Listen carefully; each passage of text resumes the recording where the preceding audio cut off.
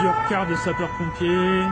According to the chief of the Metropolitan Police, a Bataclan or Nice-style terrorist attack here in the UK is a matter of when, not if. And although Britain is well equipped to prevent such atrocities, the threat remains high. Multiple casualties from shooting or stabbing are rare, but preparation can save your own life and the lives of others. Now, a new protocol developed jointly by military and civilian clinicians aims to plug a gap in the current advice, which tells the public to run, hide and tell should they find themselves in the midst of a terrorist attack. Your own safety is the most important. Run and escape if you can. Hide if you cannot escape. And tell the emergency services. At the moment, we have a gap in resilience for the public. We tell them to run, hide and tell, but we don't tell them what to do if they have casualties after they have got to a place of safety. We've learnt on the battlefield in conflict situations that if you unfortunately die, you're probably going to die quite quickly and you're going to die from bleeding.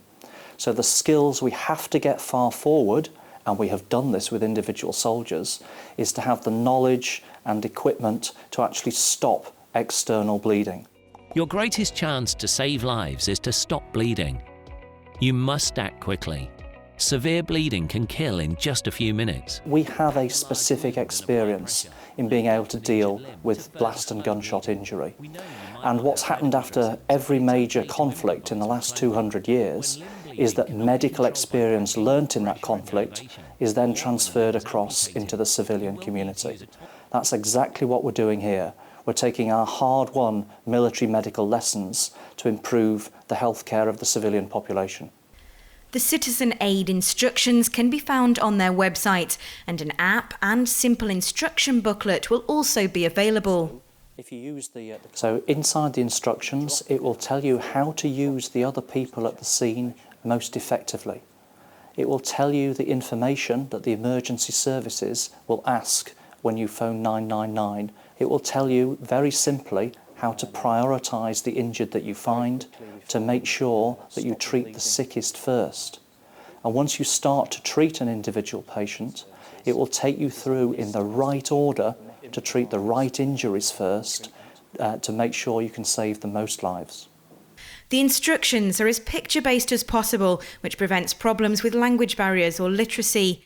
What I absolutely believe is that if we can spread that learning into the civilian setting, then when faced with the same type of injuries after a shooting or a bombing, again, we can ensure that we avoid unnecessary deaths.